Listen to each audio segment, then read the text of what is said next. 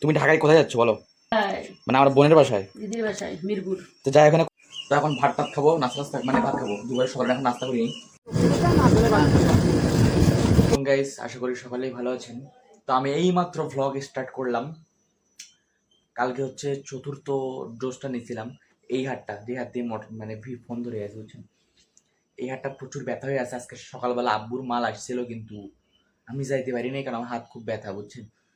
তো আমি একটু আগে অফিসে গেছিলাম। অফিসে হচ্ছে আমাদের নতুন একটা অফার দিছে, ওই যে বলছিলাম একটা ক্যাম্পেইনের কথা, যে ডিনার সেটের 50টা সিম অ্যাক্টিভ করলে। কিন্তু ঘটনা হচ্ছে আমি পারি নাই। তো আমাদের যে ম্যাডাম, সিনিয়র ম্যাডাম, উনি একটা অফার দিছে, আরও 2 দিন বাড়াই দিছে, 2 দিন আরও 35টা সিম করতে পারলে তাহলে আমরা পাবো বুঝছেন। তো আমি আবার আজকে থেকে টার্গেট নিচ্ছি, আপনারা দোয়া করবেন। আর আম্মু আজকে ঢাকায় যাবে, মানে আমার বোনের বাসায় যাবে, কাপড় টাপড় গোছাচ্ছে, আমি দেখা করাচ্ছি আপনার। তো সাথে থাকি। এই দেখেন নাস্তা করতেছি হচ্ছে, এই যে এটা হচ্ছে ছোট মাছের ভাজি, আর হচ্ছে রুটি, আর হলো পরোটা বুঝছেন। এটা বলে খুব বলে মজা হয়েছে বলে। এগুলা কি কি মাছ যে বুঝতেছি, ছোট মাছ সম্ভবত হবে।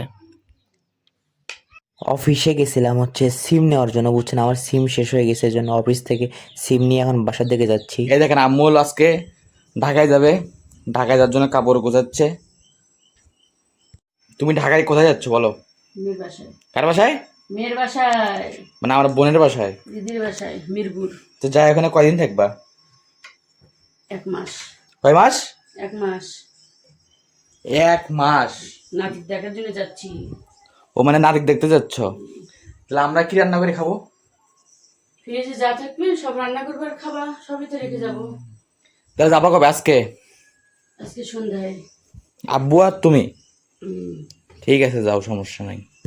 দুপুরের খাবার খাচ্ছি বুঝছেন, ওই যে সকালবেলা যে নাস্তা খাইছিলাম না ওগুলা, আর আমার এগুলা পছন্দ না অতটাও বুঝছেন। তো মার্কেটে যাওয়ার জন্য বের হয়ে গেছি। তো আজকে ভাবছিলাম যে যাবো ল্যাংড়া বাজার, কিন্তু ঘটনা হচ্ছে ল্যাংড়া বাজারে অলরেডি গ্রামীণ সিমের মেলা দিয়ে দিয়েছিল। কপালটা খুবই খারাপ, লাস্টে ঘুরে ফিরে ল্যাংড়া বাজার, মানে এখন ল্যাংড়া বাজারে যাচ্ছিলাম বুঝছেন। এই যে ল্যাংড়া, এটা হচ্ছে ল্যাংড়া বাজারের রাস্তা, তো রাস্তা দিয়ে হচ্ছে ল্যাংড়া বাজার যাইতে হয়। তো ফাইনালি ফাঁকা ফুকা জায়গা দেখে দেখলাম যে হচ্ছে আপনার একমাত্র সালাম বাজার ফাঁকা আছে। আর সালাম বাজার এখানে সেই লেভেলের ঝগড়া লাগছিল গাইজ, বিশ্বাস করবেন না।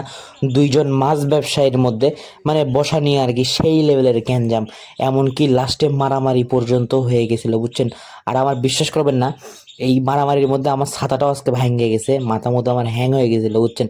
আর সব থেকে খারাপ বেচে কেনা আজকে এখানে হয়েছে, আমার কপালটাই খারাপ। তো আমি এখানে ভ্যান নিলাম, ভ্যান নিয়ে এখন যাচ্ছি লক্ষ্মীপুরে, কারণ লক্ষ্মীপুরে আমার এক বড় ভাই আমার জন্য অপেক্ষা করতেছে, একটু কাজ আছে।